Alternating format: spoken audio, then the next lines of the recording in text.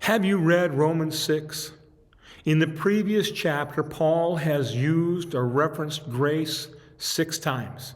In the context of the reference to grace, the word abound or abundance was used 3 times.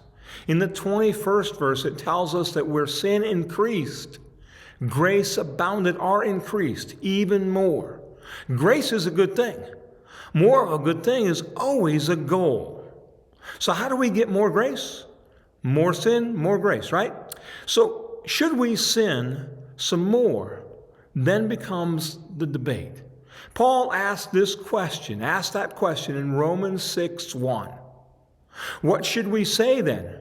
Should we continue in sin so that grace may multiply? What do you think is the answer, or the correct answer? Yes or no? How many of you have purchased a washing machine in the last few years? It was likely an improvement over the one that you replaced. Not just that it worked and the other one didn't, but that this one is better than the previous one on its best day. Did you run out and try to get your clothes dirtier than before just so you could brag about how well it did?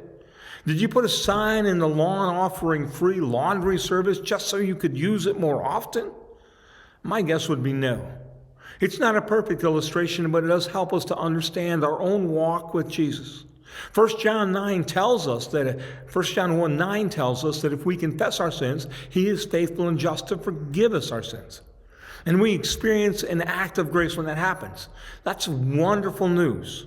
Consider that in the process of sanctification, we are seeking to move away from our sin and who we were before we met Jesus and pursue living a life pleasing to God, which simply means we need to seek to change the way we live to live more like Christ. We will sin along the way, and yes, we will have the opportunity to experience grace, but our aim should be godliness. Paul pushes back against the license to sin because forgiveness is offered. The concept of I can go ahead and get all kinds of sin stains because now I know that I have a way to remove them. He's pushing back against that process, that thought. Should we continue in sin? Should we do our best to make it a thing of the past? And that's what Paul's aiming at. Not that we continue in sin, but that our life changes and becomes more like Jesus.